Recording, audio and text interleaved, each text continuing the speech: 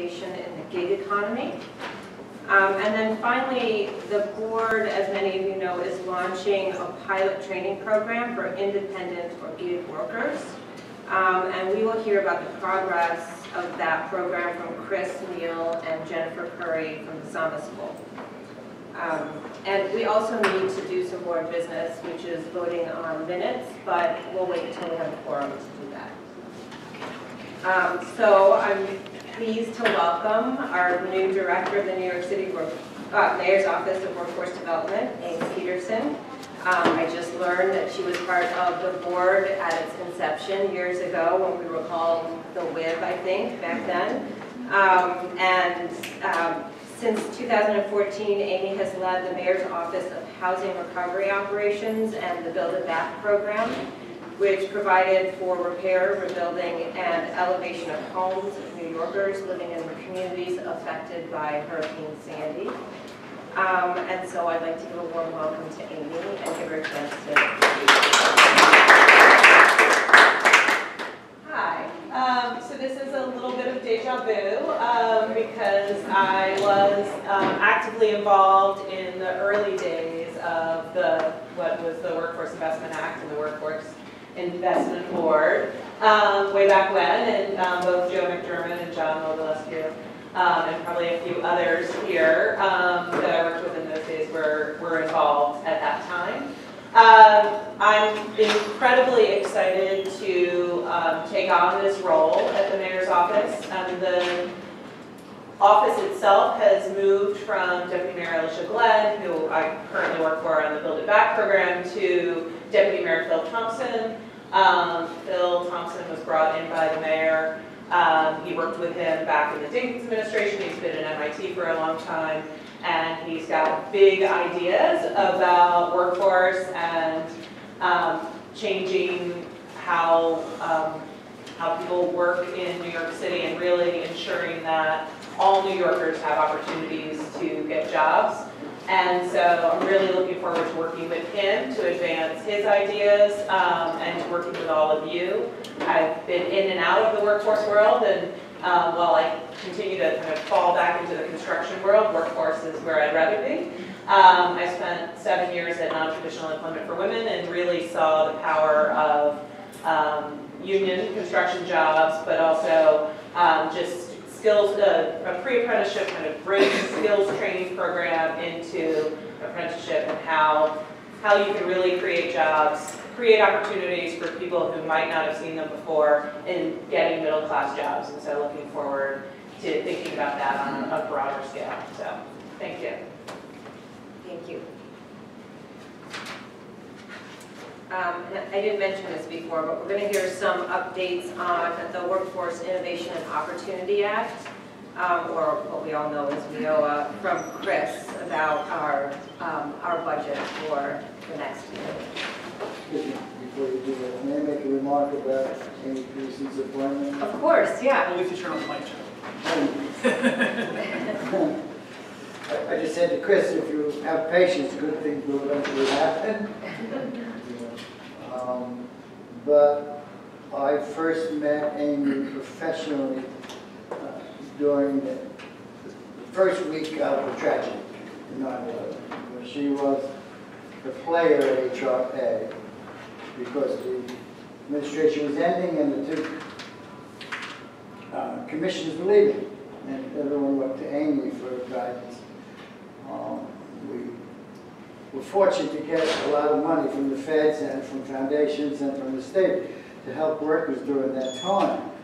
But nothing can take away from the reality that you are dealing with people who are suffering mightily and a collective anxiety for the city. And Amy was just a calm, deliberate, sensible person that we could deal with, and I really appreciate those days of her. And now that she's here in this very important role, it's great news. Thank you. Thank you. We appreciate that. Thank you.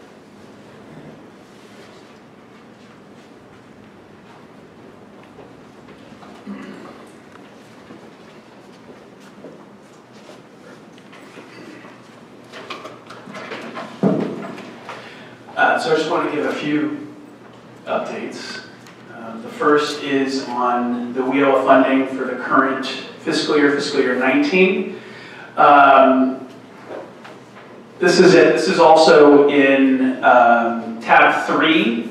There's a memo to the board, and there's a lot of text around this, but this is also in that document. So basically our WIOA allocation, these are rounded figures, but we're at about 54 million this current year. We were at 57 million last year, so our allocation declined by about 3 million. We lost about 1 million in each of our funding pots: adult, dislocated workers, and youth.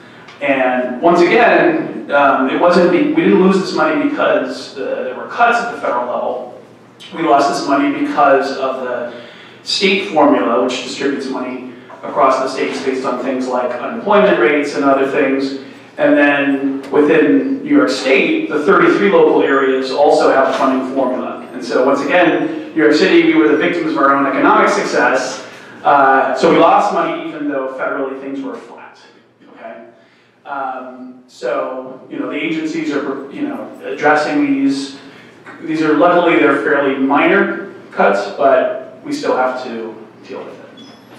A bit of bright news, despite this decrease, New York City also recently was awarded a little over $610,000 in funding from the State Department of Labor.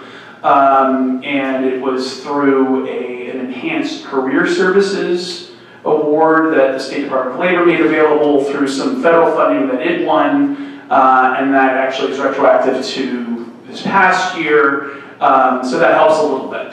And SPS was a good partner with staff to the board in getting that application through, getting the $600,000.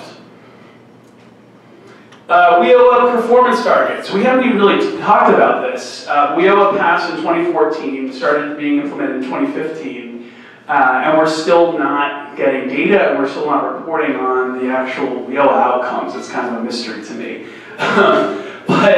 And this next thing is sort of head spinning. So in this current program year, the current fiscal year 19 and next year, we're supposed to be held harmless. In other words, we set goals, but there are no implications or repercussions if for some reason we don't hit all of our measures. And so the way the process usually works is that every state negotiates with the U.S. Department of Labor, they go back and forth and they settle on some number, and then the state negotiates with, in our case, the 33 local areas of New York State. So we went through this whole process, and part of the challenge is all this is we don't really have baseline data yet. We don't know how we've performed on these measures. I mean, we have our own internal data to some extent, but we really don't know how we've performed, so it really makes it tough to negotiate. And the measures under WIA were similar but different enough that we can't really use those as the most accurate sort of baseline. So it puts us at a distinct disadvantage in negotiations. And even though technically we're being held harmless, we want to be conservative. We want to protect ourselves. Some of you will recall that a few years back, we actually lost 1% of our dislocated worker funding, which was almost $200,000 because we failed one of the measures for 2 years in a row.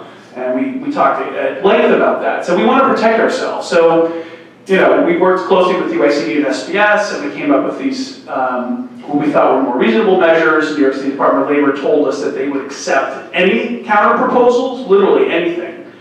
And we learned yesterday on a phone call that they're scrapping that. People, across the state, lowballed, and it looks bad, and they're worried about public perception, and so we're still trying to figure out what that looks like. The state said verbally that it's going to revert to the levels that the state negotiated across the board, which is a little bit higher in most cases than what we did, but not as high as what was originally proposed. But we're going to wait for something in writing before that happens. So I just wanted the board to be aware. I mean, I've never seen this kind of like a head snapping, we're going to do this. Oh wait, no we're not. So it's pretty frustrating. I know it's frustrating for the agencies. But I will certainly keep the board informed of progress on that front. Any questions about that? It's a little wild. And I think that is it.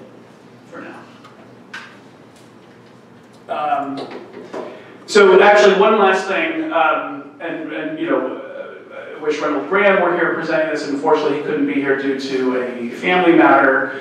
But I know he'd like to be the one delivering this news. So we do our annual internship campaign, youth internship campaign, and the overall thrust is that in total, board members secured almost 800 internship slots altogether in 2018, which was almost 25% more than we did in 2017 when we did 647. So that's the good news, it's great. The only downside is that we didn't quite hit our internal goal that we set. So we knew that the Citigroup typically gives a large financial donation. And so we set a goal to try to do 300 slots when we factored Citi out. We did 144. So we didn't quite hit our goal there.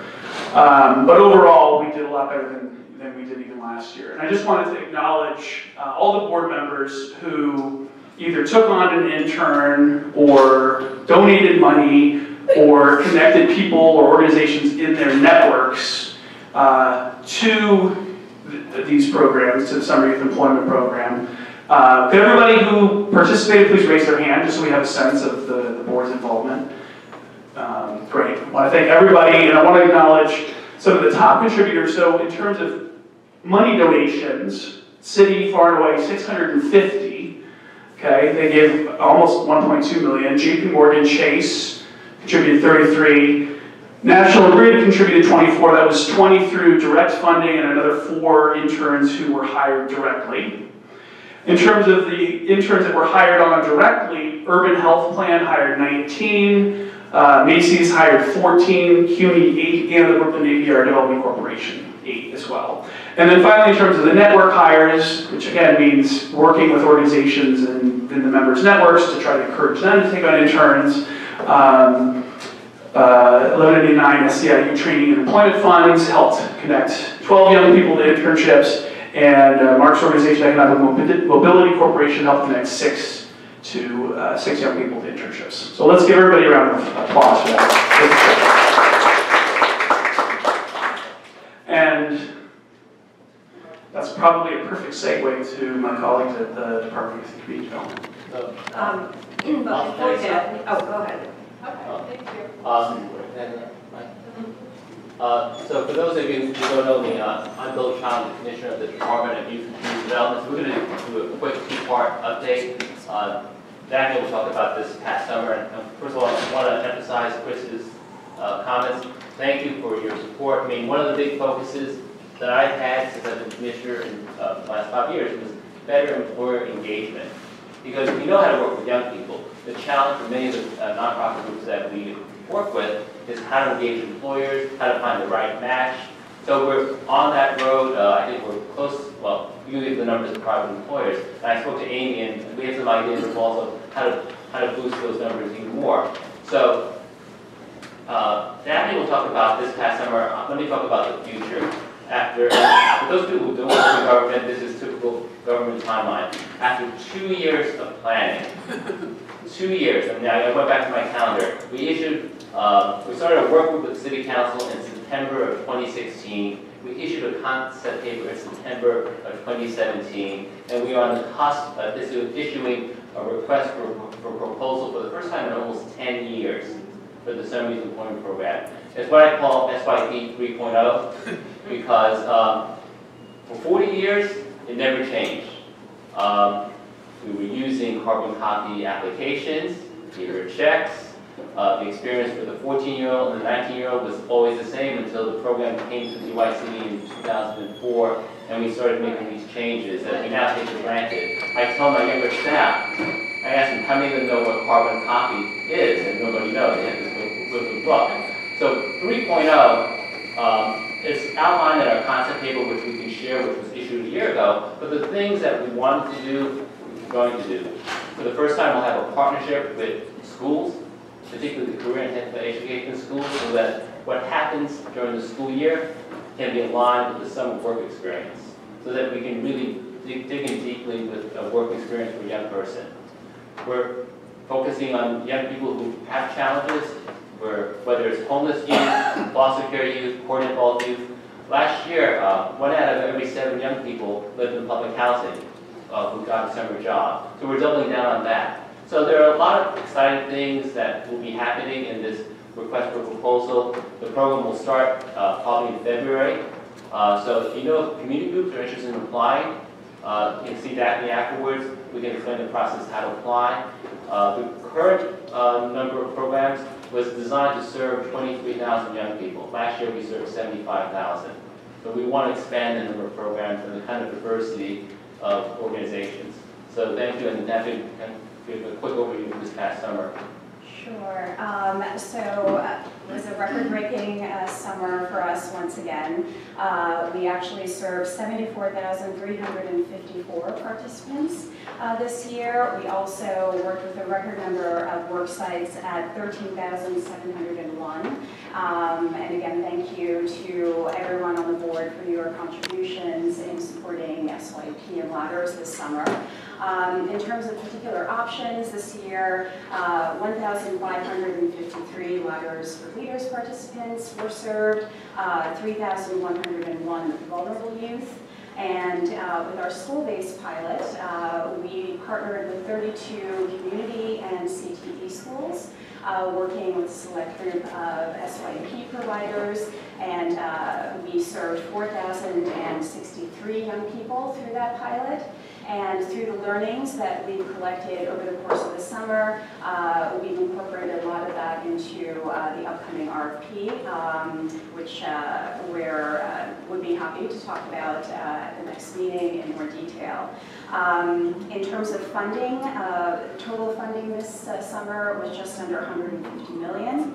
And in terms of how much we actually paid out, and in terms of wages, over $104 million went into the pockets of young people this summer, which is a record for us. So in terms of our REOA program, just shifting over, another big milestone for us this summer was an undertaking of a rebranding of a number of our programs, moving away from some of the more government type of names for the programs, and that affected our REOA programs, our out-of-school youth and our in-school youth programs. We held a number of focus groups with young people and held a competition, and the winners for out-of-school youth is Train and Earn, and in-school youth is now called Learn and Earn. So we launched just this summer, just in time for recruitment for both of the programs. And in terms of our fiscal year 18 performance, there were 1,687 Train and Earn, or OSY, participants served, and for Learn and Earn, 1,638 participants. 584 Train and Earn participants received internships in fiscal year 18, and 626 Learn and Earn participants participated in summer internships as well. In terms of positive outcomes, 739 Train and Earn participants were placed in either an educational, post-secondary, or vocational training opportunity, and for our Learn and Earn participants, 500 were placed in positive outcomes. And just a quick highlight for our Learn and Earn, or the ISY program, we are partnering with 2 city initiatives. One is New York City Step Mentoring, to supplement our ongoing programming. They're working with a number of corporate entities, including UBS and MasterCard.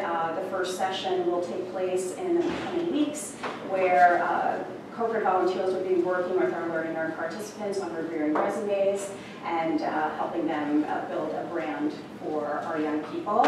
And secondarily, we're working with Career Paths, which is a career shadowing program. We're going to be holding 2 sessions, one in midwinter recess and spring recess, where young people will have the opportunity to gain exposure in the fields of technology, finance, the arts, either doing some job shadowing, going to corporate visits, or other networking opportunities. So these are just additional services that we're providing to our Learn and Earn participants. Thank you. Where does the 150 come from? 150 million you mentioned. What are the sources generally for it? Generally, The largest bucket is city tax levy funding, and to a smaller extent, we have some private funding. We also have some federal funding, RIOA funding, and some CSBG funding as well. So how The much is lion's the share. city tax levy? I can give you the, just give me one quick second, I'll give you the exact breakdown. All right. So it's 122.3 million is city tax levy funding.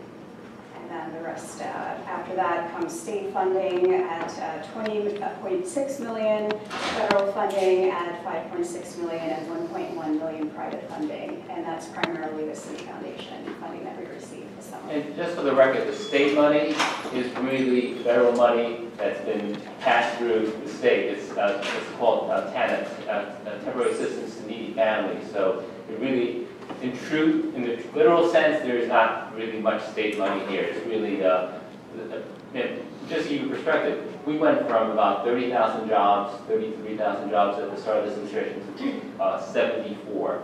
And it's all been investment made by this administration using city tax dollars. Otherwise, everything else has been flat. I mean, the state adjustments have been more for the minimum wage increases, and then the federal money is really the in-school youth program. So it's all driven by the city. All right, thank you for the update. And I wanted to, just for a second, thank everyone who participated in the youth internship campaign. You know, I think it's a great program. It's near and dear to my heart, and I look forward to starting up again soon. Never over, right? Let's give them at least a month off. Yes, get a month, or at least until the next board meeting. Okay, so we're now going to hear an update from our from SBS, and I'd like to give a warm welcome to Lucinda Glover. She is the new Deputy Commissioner of Workforce Development at SBS. And I know we're pressed for time, so if you could try to keep it to 5 minutes, that would be great. Sure, this is my 5th week on the job, so I think 5 and under is doable. Hi everyone, it's great to be here and meet you all. I look forward to working with you. A quick update on our Workforce One centres. We hit our fiscal year 18 target and made over 25,000 placements. Last year, that was a tough year for us just in terms of internal staffing and some key vacancies, so we're really pleased we managed to hit that. You are likely keen to hear an update on the contracts for our Workforce One centres. They are still in the process of being finalised, so at the December meeting I should be able to give a more complete update. We have selected our vendors. It's been to a public hearing, so I can tell you that the vendors are ResCare, Educational Data Systems, Inc., and DB Grant Associates.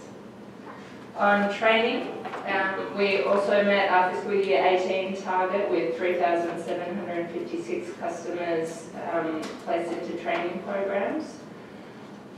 Our Tech Talent Pipeline Residency Program, which is a semester-long program with on-the-job experience, upper-level computer science students, expanded from 2 to 3 CUNY campuses. So it's gone from being Hunter and Lehman to now including City College of New York. One of the highlights from the first cohort at Lehman's is that 6 out of 10 people found full-time employment, with an average salary of $79,000 on graduation.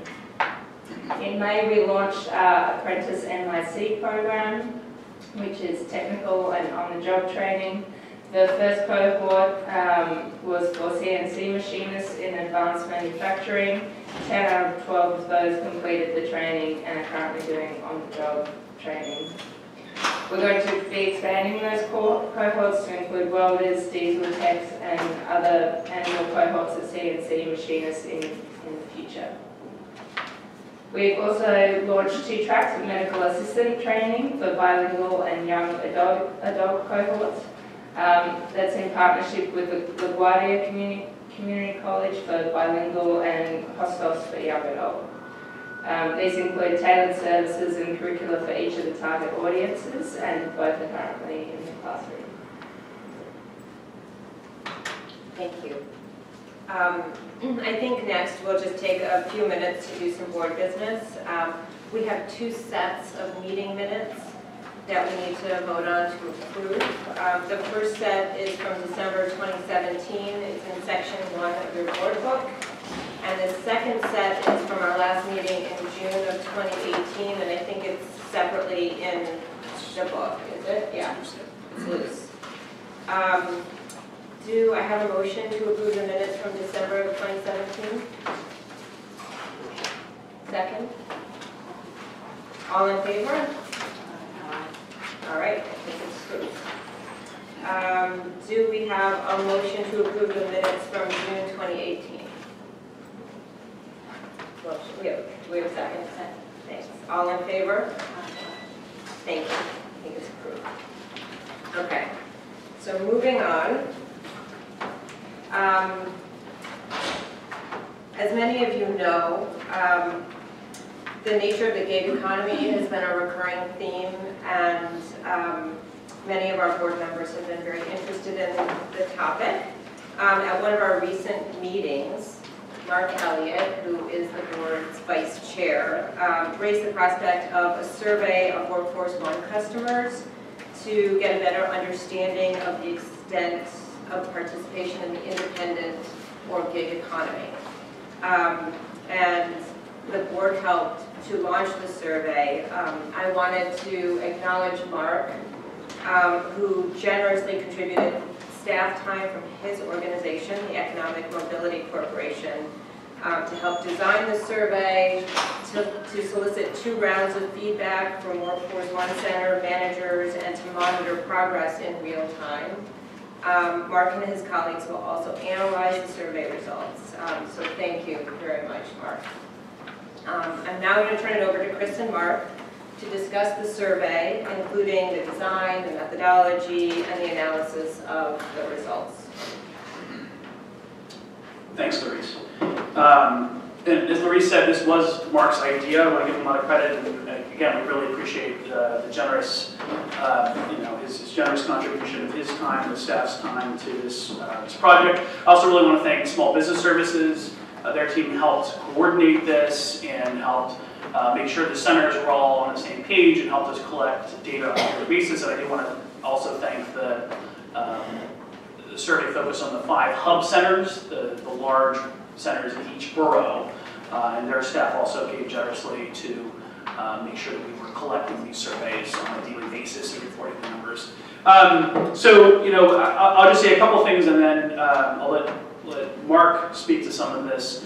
And as Larice said before, we've been talking a lot about the gig economy, about workers engaged in independent work. We don't really know much about what our, what the customers in the public workforce system, to whatever extent they're engaging in this economy. And so we wanted to take a look at Workforce One customers, again, with the question of to what extent are they participating in gig work, and to what extent are they interested in doing more, because that can have implications for how we think about some of our programming. And briefly, you can see on the slide projected, this is not available in the materials, these are preliminary results. We were trying to get a sense for the response rate for each of the 5 major borough centers.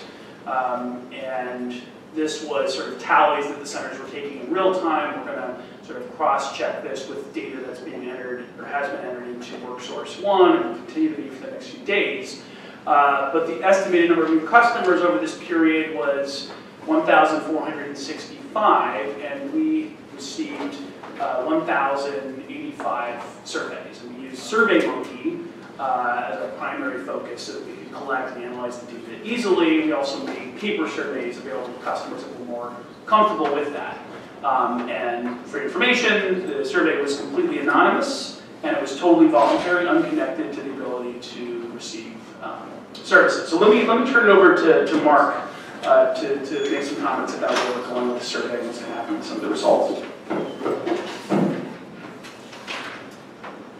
So we've heard a lot about the gig economy here over the last few months, and it's part of my work to sort of track what's happening in the labor market. So I've been looking at various estimates of the proportion of the American labor force that's in the gig economy. And just a quick glance on Google, you don't have to be a researcher to do this, shows variation from 1% to 36% of American workers are in the gig economy. So there's tremendous, obviously, variation, but also tremendous confusion about what actually constitutes a gig worker. Is it somebody who simply is like an Uber driver and uses a mobile app? Or does it include domestic workers who've been, you know, essentially independent contractors for decades and decades? Different people take different perspectives on that. So when Chris and Reynold followed up on my suggestion and designed a survey, we saw an opportunity to contribute our services and expertise. Survey design is not necessarily as easy as it might seem, and we've been doing it for over 20 years. The survey itself is actually included as part of tab 3. We did a fair amount of research to try to select questions from other national surveys that have been done so that our results would be comparable, we'd be able to compare them to what the findings were from the current population service. Pew has a big project on the contingent economy. So we'll have some national context once we are able to analyze the results. This was kind of a quick and dirty little project, and I think it's kind of remarkable that the centers did this good a job. They had maybe 24 hours of lead time. They got a chance to look at the survey. They weren't compensated for doing the extra work, you know, I think they really did their best in trying to get a high response rate. 74% is really not bad for this kind of thing, and we're going to analyze the days in which there was lower response rate to see whether there's variation in the responses. That means that those surveys should be excluded from the overall analysis. But that's certainly the next meeting we'll be able to present our findings.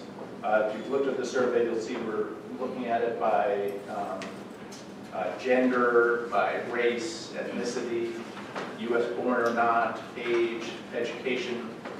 So to be able to get a real feel, always nice to have some facts, and thinking about what should the workforce board emphasize in terms of its policy, in terms of how much people coming into our career centers are really involved in this, you know, freelance or gig kind of work.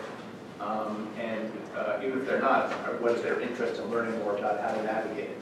So. Thank you. Thanks, Mark. Does anyone have any questions about the survey before we move on?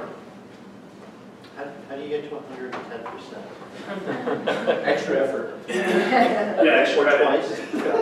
Like we said, these are preliminary numbers, and the estimated number of new customers was based on the center trying to keep track. Keep in mind that we were only looking at new customers, and so there's a lot of customers coming in who have been to a center before, who are coming back for additional services, and so obviously that's mathematically possible.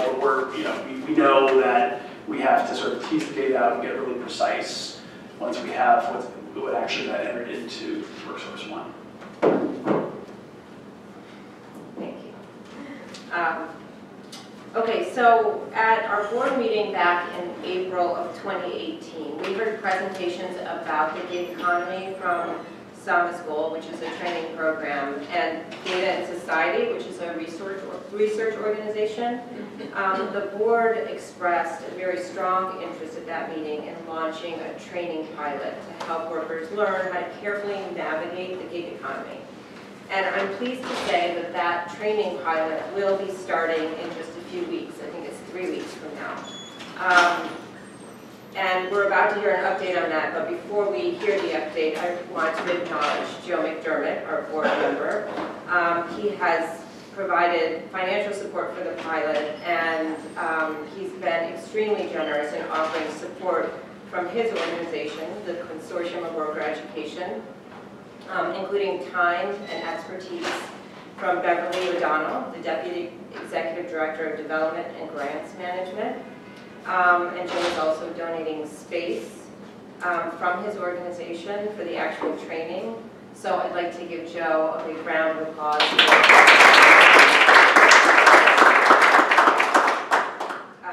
And I will now... SPS, did you get it? Yes. I'll now turn it over to Chris and Jennifer Curry from the Samaschool to give you an update on the purpose, design, and progress of the pilot.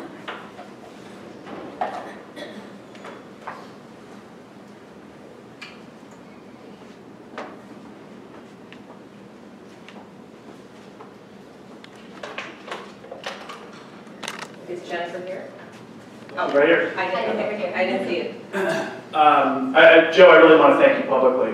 This couldn't happen without you. You've been extremely generous, and we really appreciate it. It all fits in. Asking Jen to do the same thing over story houses, stuff, so it's all part of the process. So just to remind us how we got here briefly. So at our April meeting, it was a private session, it was not a public meeting. We did have Jennifer Curry from Samaschool and Data and Society Research Organization present on the gig economy. And we heard from Jen about our training program, and we heard from Data and Society about some of their qualitative research into some of the inequities that are faced by a lot of the people in the gig economy and what they're experiencing. In June of 2018, we had speakers from the city's Department of Consumer Affairs, specifically from the Office of Labor Policy and Standards, or OLPS, and we had the National Domestic Workers Alliance present. And the focus there was on domestic workers and some of the challenges that are faced by independent domestic workers, whether they use online platforms or websites to find that work, or whether they find it through old school means. And that really shined a light, I think, and I think it really captivated the board's attention to really think about domestic workers and what additional supports we might be able to advocate for. And as a result of those two meetings, we did establish a couple of working groups which met to discuss the pilot and to discuss better ways to potentially protect domestic workers and to think about steps that the city could take.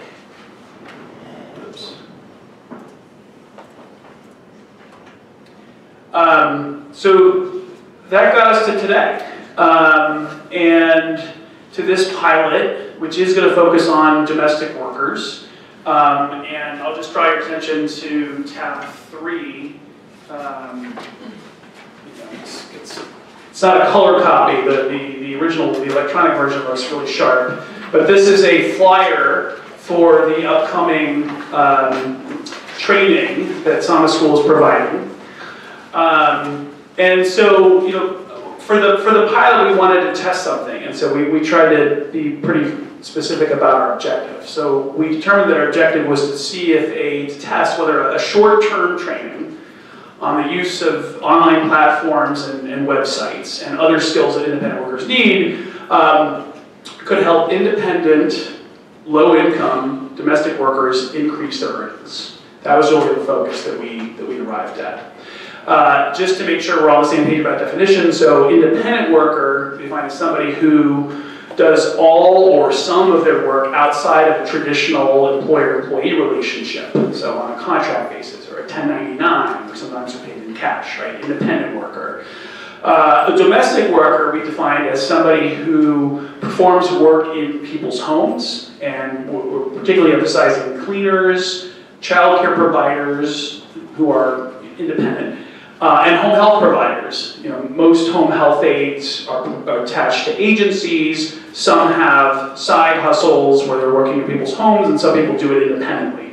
So we're focusing on independent domestic workers, and then low income. So in the context of this pilot, we've defined low income as making less than $600 a week, which is the minimum wage. If you're working 40 hours a week, it's $15 an hour, or roughly $30,000 for the year. So again, we're trying to focus on independent, low-income domestic workers. And one of the things that we heard a little bit about from the Office of Labor Policy and Standards when they spoke, and the data that I'm going to share with you comes entirely from them, is, what is the domestic workforce in New York City? What does it look like? How many people are there? And according to our colleagues at the Department of Consumer Affairs, it's a large and growing segment of the workforce. In the past 10 years, it's grown from about 176,000 to more than 200,000 workers. It's growing faster than the economy as a whole. And this sort of gives you a sense of the number of paid care occupations in New York City. So home care aides, that's probably no surprise to many of you that we've got almost 170,000. 21,000 cleaners, 14,000 nannies, which I think is defined broadly as child care providers. So we've got about 200,000 people in paid care occupations in New York City out of a total workforce of about 4.5 million jobs, a little less than 5%. This might be a little hard to see, but I wanted to share some of the data. Again, this is provided by the Office of Labor Policy and Standards, that care workers are overwhelmingly low-income immigrant women of color. That's not to say that all of them are, but that is certainly the majority. And so when you look at some of these statistics, so annual mean earnings in these occupations. So this column is the roll-up of these three categories of care workers. So, and then this is compared to all workers in the economy. Care workers, on average, make about $19,000 a year, compared to the rest of the economy, who workers on average make about over $64,000. When you look at the percent who are female, it's about 50-50 in the overall economy, but 94% of care workers are women. And then finally, when it comes to foreign-born workers, 45% in the overall economy, which is a very large number, but with care workers, it's almost 80%, almost 80%. And so we also know that, sometimes English is not the primary language spoken at home. And so when you look at all care workers, 34%, English is spoken as a primary language at home, but 37% speak Spanish at home. 7% speak Mandarin. So again, we have, language can be a barrier in this space. And then finally, in terms of race and ethnicity, a full 37% are Hispanic and of any race, 34% are Black and non-Hispanic.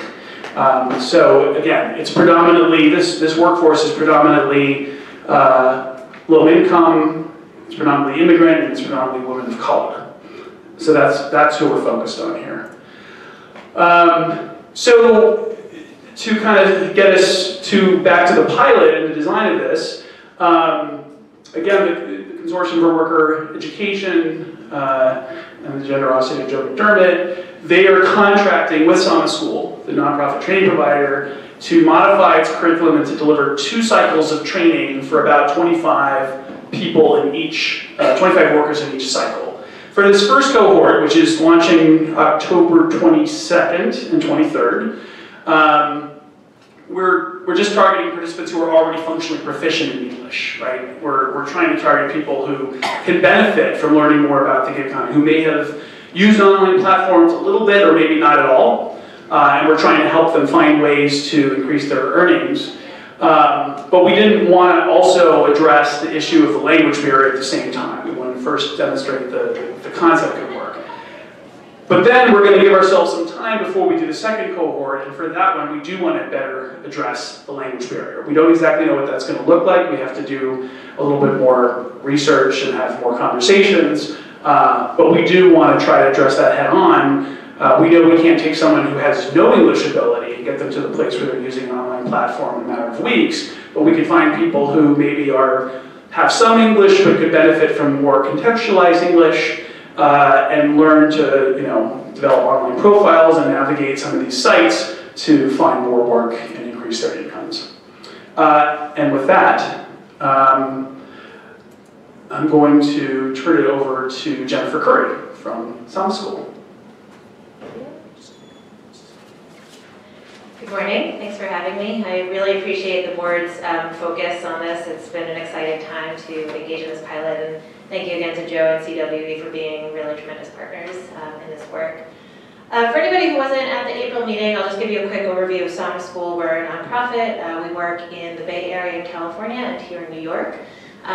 We've been around in New York for about 2 or 3 years or so, and our mission is really to help low-income job seekers understand and navigate the gig economy. It's not to push people into gig work. We're not pro, contract-based, no benefits jobs, and that's always an important thing that I like to say up front when I talk to folks. But we see gig work as a tool that can be used in a few different ways. So one is to support income smoothing for folks who maybe work, say, construction or seasonal work.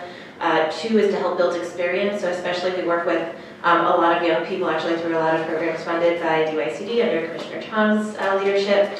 So for a young person who has no experience on their resume, gig work is a great way to build some experience and show that they have competencies and skills that can translate into full-time work. And in general, a little extra income goes a long way for a lot of folks. So, for somebody who's joined a 14-week training program, that's great. They get job placement at the end, but how do they pay their bills for those, 14 weeks or so? Gig work is a way that they can do that. So that's where we come at this work from. That's our perspective. And behind me, you can see the topics that we cover. It's typically an 8-hour training that we provide. Sort of depending on the population, we can do it in 4 to 6 hours. Sometimes we stretch it longer. At one of our partners, Henry Street Settlement, we do work with an English as a second language cohort, so we take a little longer, we move a little slower.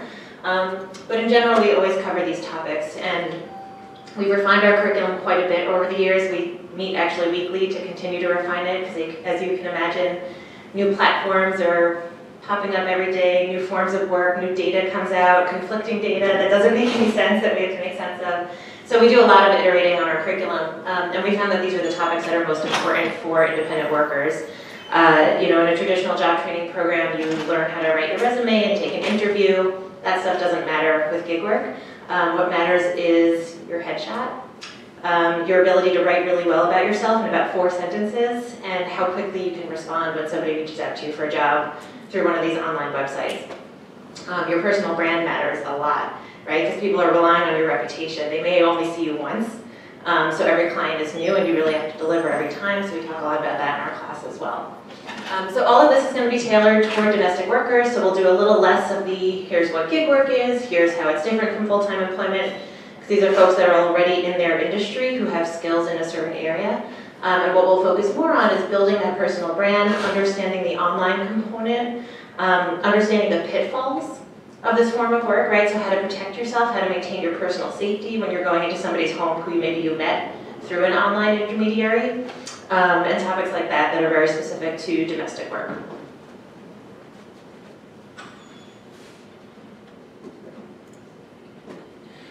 So because we're the only organization that we know of in the country that's doing this form of training, we take our data collection very, very seriously. We think that that's a big part of our value add, is to really help to understand what gig training looks like and how it can be most effective. So we have a pretty extensive data collection plan set for this pilot. So we're going to do surveys at 1 month, 3 month, and 6 months out of the training to learn a bit about folks and how they're doing in terms of income generation, in terms of their attitudes toward the work, just how it's going, how they're feeling about it, asking about their motivations, and really breaking down the sort of portfolio of income earning strategies that they're using. So they might be doing some part-time jobs, some gig work, maybe they have a full-time job and they're moonlighting, which we see a lot of in the population that we serve. So we're going to ask a lot of different questions.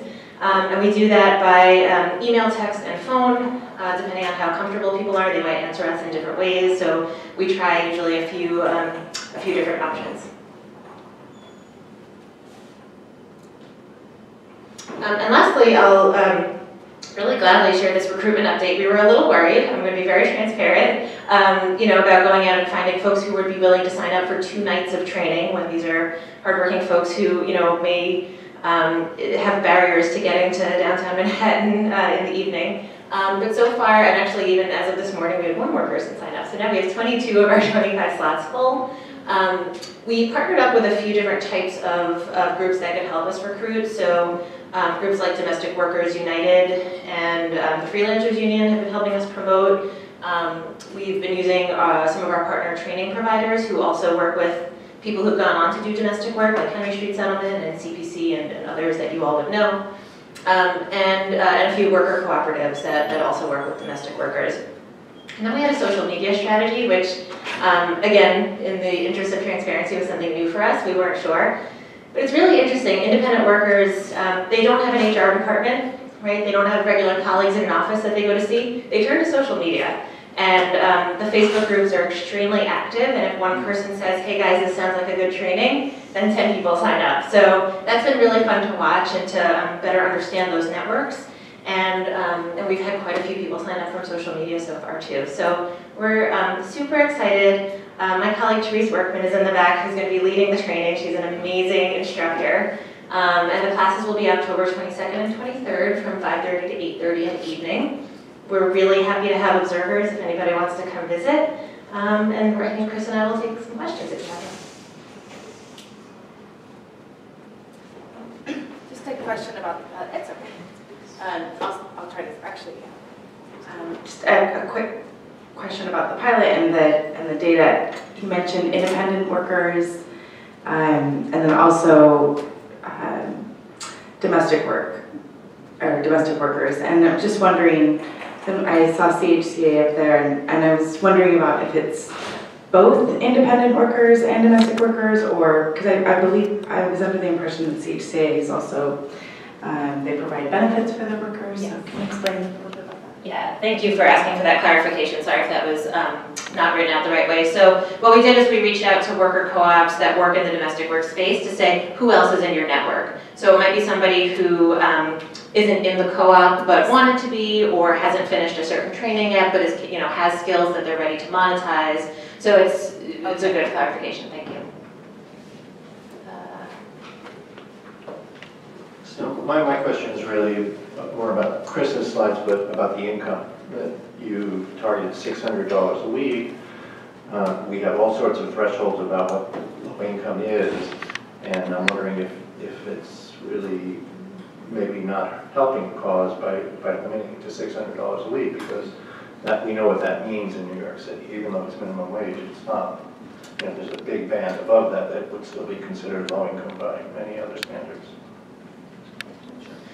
So yes, we know that there's a lot of flaws in how we create those thresholds, especially in a city like New York. We've asked the question of our registrants, are you making less than 600 or more than 600? We haven't turned anybody away just yet. We're going to kind of see what we get back in terms of the data, and if we can accommodate the folks who are making more than 600, who are probably making 601, right? They're not necessarily making thousands and thousands of dollars. We will absolutely do that so that we can, but we'll disaggregate the data to kind of see, based on where people started, were they able to get over that threshold? And then for the folks who started over the threshold, how far did they get? But for applicability to other programs, wouldn't it be useful to use a federal standard or some other standard that you can translate this data to housing or to other collected data where they are using an AMI-based low? Yeah, I think that we, Chris, you'll have to correct me if I'm wrong, that we used the living wage rate for New York City based on the living wage rate calculator. That's pretty standard, but you have to let me know if it's, Chris says it. I think it's a lot higher than $15 an hour. I mean, this was just an attempt to say, we wanted to cut it off. It was a little bit arbitrary, frankly. And I think, like Jen said, if we, the average earnings for a care worker in New York City is about $19,000. That translates to about $10 an hour. I don't think we're going to have trouble finding people who make, unfortunately, we're not going to have trouble finding people who make less than 600 a week. But we are willing to take people above that threshold if we have to. What's the sort of recruitment admission process? In order to be counted here, what does an applicant have to have done? How rigorous is that? Is it just a matter of just signing up? Or do you actually go through some kind of rigorous application? Yeah, that's a great question. So for the purposes of the pilot, we wanted to keep it fairly open to make sure that we kind of saw who would come in first. So what we did was we created a very simple, maybe 5-question, 6-question online form that went with that brochure. But we also said if you're not comfortable filling this out or if you need extra information, call and email. And we had actually my name, phone number, and email address so that there was a real person. Because again, folks with English language barriers, et cetera, might not feel comfortable filling out an online form and sending it into the ether. So we tried to make it as personal as possible. We tried to make it a very short form. And what we're going to do starting next week is actually call everybody to make sure that we have all the correct information for them, including what they reported in terms of their income. And then the first day of class, when they come in, we're going to do a baseline survey that'll give us a lot more details about who they are, their demographics, their more specific earnings, and that's based on the form that CWE typically uses for their trainings. I actually like the $600 a week threshold because those who are making more than that doing this kind of work probably already have some of the skills that you're trying to teach. However, I'm wondering how are they demonstrating that they're making $600 or less a week, because there are going to be some folks who are making a lot more and they're making it off the books. So a little curious, when you have so few slots, how you're going to do that. Yeah, so we have not asked whether the income is on the books or off the books, and I imagine that a lot of it is off the books, as you said. This is not the best answer, but it's a little bit of the honor system at this point, and then we're gonna ask for more detailed information in that baseline survey, and then when we do the follow-up, we'll be able to ask some very specific questions about their earnings. It's a fine line between not wanting to turn people away or make them feel like, oh, they've asked me for one form too many, so I'm not going to sign up for this, when those might be the folks who need it the most. So we're trying to balance that. Jocelyn, that question also sort of gets to something that the board discussed before, which is that if you are doing independent work, you can't count it under WIOA, in part because what the state uses to calculate our performance, and what the feds use is wage records, right? Wage records that employers submit, I think, on a quarterly basis up to the appropriate, State Department of Labor. And so, even if we really wanted to be rigorous, it's sort of hard to say to somebody who's, got a lot of gigs going on, like how much prove how much you make. How are they going to do that, right? Unless they're an Uber driver, and then they might just be able to generate a log, but we're not targeting Uber drivers. And so it really does have to be on the honor system. I mean, on the flip side, it's also the same on the other end, right? The evaluation will ask people to the best of their knowledge, how much did they make. It just, by definition, can't be as precise as we'd ideally like it to be. So for that reason, it's on the honor system, and we're asking people to give us as precise an account as they can. you had a burning question. Oh, there you go.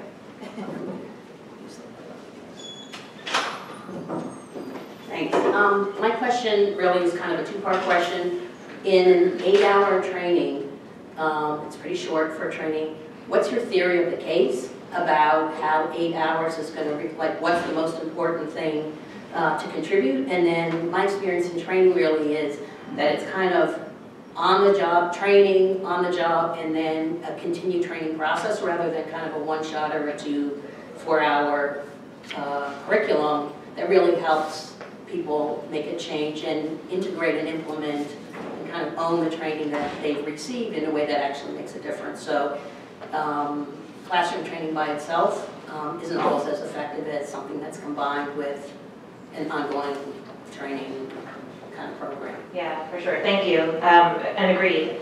I didn't get too much into our model because I know we have limited time today, but typically Samaschool works with a partner organization that's providing anywhere from a 3-week to a 15-week training. So we work with Henry Street, Perscolas, Empower, CPC, a few of these I've mentioned already, Cypress Hills, etc. So we work with a lot of organizations that provide training. We push in. So we're adding a very specific skill building component, whereas our partner is typically offering that ongoing sort of case management and support, where folks might have time to go out into the field, practice, and come back.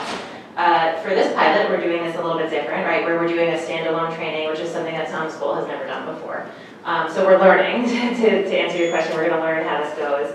But a couple of things that I feel like we have plugged in to make sure there are some safeguards. So one is that part of the class time is spent hands-on on computers. Again, luckily we'll be in this really nice computer lab that CWE has. Actually creating their online profiles. Our instructors review it in real time, give them tips. So they're, by the end of the class, they're actually fully set up and ready to go to acquire work through online channels, and we've sort of done the checks and balances with them. The second thing is that we provide unlimited alumni support. At some point we'll get too big and we'll have to figure out how to handle that, but for now, any alumni from our program can call and they get me or Therese or a real person from our team, and we will video conference with them, we'll do office hours, so we do provide that follow-up, just not in the classroom setting. There's a question in the back there. It's just a suggestion. I found that oftentimes it's the employer of the person who's actually looking to help them, like get more hours or make connections with other people. So maybe local parents groups would be a good way also to help find people, and then they can recommend it to people that they have working with them. Definitely, thank you.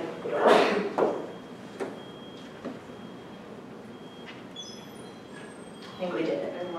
Well, Jen, I'm going to ask you to speak about something as it goes back to the question of the WIOA outcomes. And if you've done some talking to the U.S. Department of Labor, if you could update the board on that. Yeah. So off the record, just between us friends in the room, the Department of Labor has taken a real interest in this. We were really delighted that they were introduced to our program. We met a couple months ago. They loved it. They think they see the pathway for folks to use independent work as an opportunity to connect either to full-time regular employment or even to become an entrepreneur, right? And so they're very supportive of this model. They're very excited that New York City has taken an interest and that you all are making these things happen. And so I asked them what I thought was the million-dollar question, which was, workforce boards all over the country tell me that they cannot record these outcomes when folks are doing independent work, yet they're earning money, they're thriving, and they've been helped by, say, a Workforce One Center. So, so what's the deal? And in fact, there's nothing in federal guidance, regulations, or law that says that you cannot count independent work as a WIOA-funded agency. The disconnect seems to be in the actual, this is getting pretty wonky, which excites me, so bear with me. So the difference is the disconnect between the reporting systems between locals and the state, and then the state to the feds. There's literally a black box where there's no field in our database for independent work outcomes, and that's something that seems to need to be rectified between locals and the states, so that states could then report those outcomes. It's not actually a regulatory or a legal barrier. Supplemental wage information is completely acceptable in the language. So they're going to put out some guidance probably over the next few months, hopefully by the end of this calendar year, that'll help to clarify that. But what it won't do is help us actually fix the system so that we can do the reporting. So hopefully folks in this room and others will be able to help think this through with the state so that we can make an adjustment there so that, again, agencies like the ones in this room can get credit for the positive outcomes that clients are seeing. What Mark is doing is so necessary as a complement to what we're trying to find out. These thousands of people will say that they're using mechanical Turk, and what you're doing, and you get connected to what he knows of how many people, I think we're going to find out that this is going on. A lot of people are using these systems without the knowledge, the good of the way. But what you're giving us is a whole tactile sense, includes using it. We really appreciate that. So as far as I know, it will be the first workforce system in the country that will actually have that. In terms of this town, you're the only ones doing a really person in-place kind of survey in the whole town. That'll be interesting. There's one thing I just wanted to mention. I know that in our April meeting and in subsequent meetings, some of our members expressed some level of discomfort about encouraging people to get into gig work, and I want it to be really clear that this training is, we're trying to let people go in with both eyes wide open, right? And we're trying to attract people that are already interested, or maybe they're even dabbling in this. But Jen and Teresa are not going to pull any punches about what some of the more for lack of a better term, predatory sites are. And if people decide, you know what, this is not for me, that's fine. That's an okay outcome because we want people to be able to make informed choices. And if they say, you know what, this is too crazy, I don't want to deal with this, then they're going to walk away from the gig platforms. And so I just wanted folks to be aware of that because it did come up as I think a really legitimate concern, and we're not. You know, as Jen said, Samaschool's approach is not to say, oh, you know, gig jobs are the best thing since sliced bread, even though they don't have any, you know, benefits and there's very little, you know, security there. But again, we're trying to use this as a creative vehicle to help people increase their earnings. Hi, Jen. Anne Thomas from CUNY. Hello. I finally meet you in person. I was wondering, it might be helpful. Oh, sorry, might be helpful just to talk a little bit about, you know, some of the complementary work that you're doing with CUNY and again, maybe something to report out on to this group, you know, that we're part of the system as well. Yeah, thank you for asking that question. I feel like you set me up. So I should step back and say that when I joined Samaschool about 1.5 years ago, my dream was that a training like ours, doesn't have to be ours, but one like ours would be fully embedded in the public system in your agencies and just all throughout New York City. I think that this is, you know, we don't get taught self-employment taxes in school, and it's getting to look like, given our economy, that we should, right? Like everybody should understand these basic concepts. So I was delighted to be introduced to Angie and to have the opportunity to think with her about what it would look like for CUNY to offer this training. And so we have developed a pilot largely under Teresa's leadership and with Angie's wonderful team, where we're going to directly train about 150 CUNY students this fall going into Jan term. And we're going to do that at a few different campuses across the city. We're going to, again, pilot, right? So we're, you know, trying out a few different formats. Is it Saturday programming? Is it evening programming? We also have an online version of our course that takes about 5 to 6 hours, self-paced, that we're going to share with students to see if they can take it on their own as a self-paced model, and if that helps get to the folks who just don't have time in their schedule because they have to be out earning money and at class, you know, to be able to access the training as well. So we're going to work with some of the campuses in terms of their career development staff to help train them in what the gig economy is, what it's all about, how they can be better prepared to support students. And then hopefully we'll grow from there. Is there anything else you want to add? In terms of the substance of the training, it occurs to me that a lot of people might start with the gig economy. For example, like a domestic worker, a cleaner, would start by getting a couple jobs off one of these websites where they have to pay part of their wages to the website. But that doesn't prevent them from networking with those clients to get other clients and build their own. And is that part of the curriculum? How to get a foothold online and then launch your own, essentially, personal brand or business? I mean, if a business card handed around 5 or 6 people is better than tithing to the organization where you got your start. Yeah, absolutely. And that's why personal branding is a huge, probably the biggest module that we teach.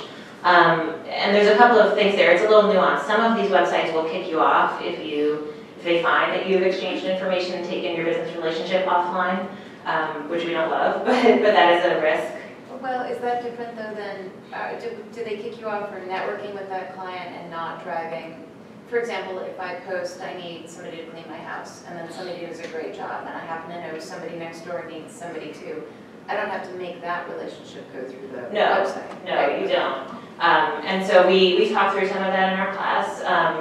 Some of the platforms, they're very clever. They'll actually black out contact information in a communication. And so if you try to send your direct phone number to somebody in a message in the app, it'll come through missing.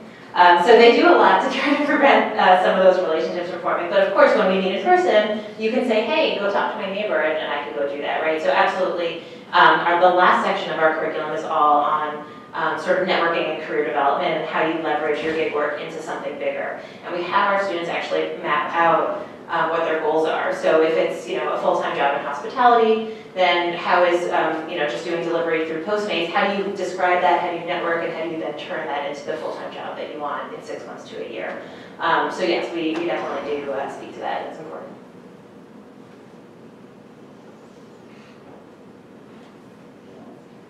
Excuse me. So Hyman, in his new book on temp, really important book about this whole issue. But he says, think Kelly girls in the 50s and the 60s. they would have temp work in these corporations and then, of course, hope to get hired full-time.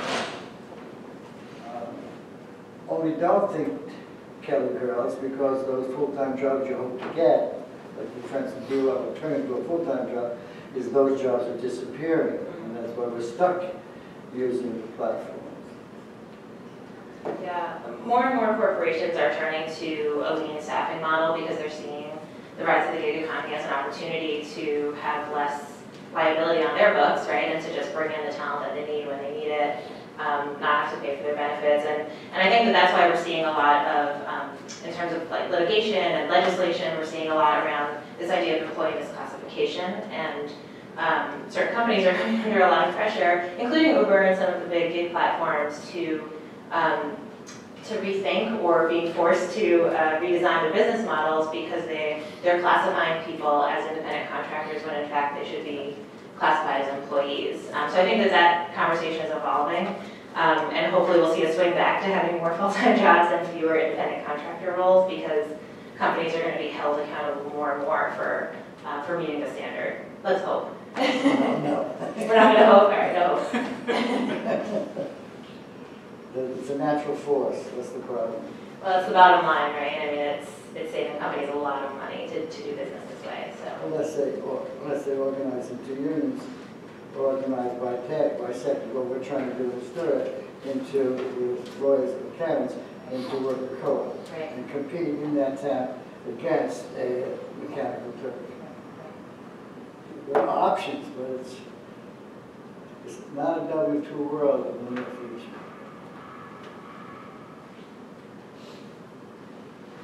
Okay, do we have any more questions before we wrap up? All right, I want to thank Jennifer and Chris and Joe and Mark and everyone who's participated in trying to set up this pilot program.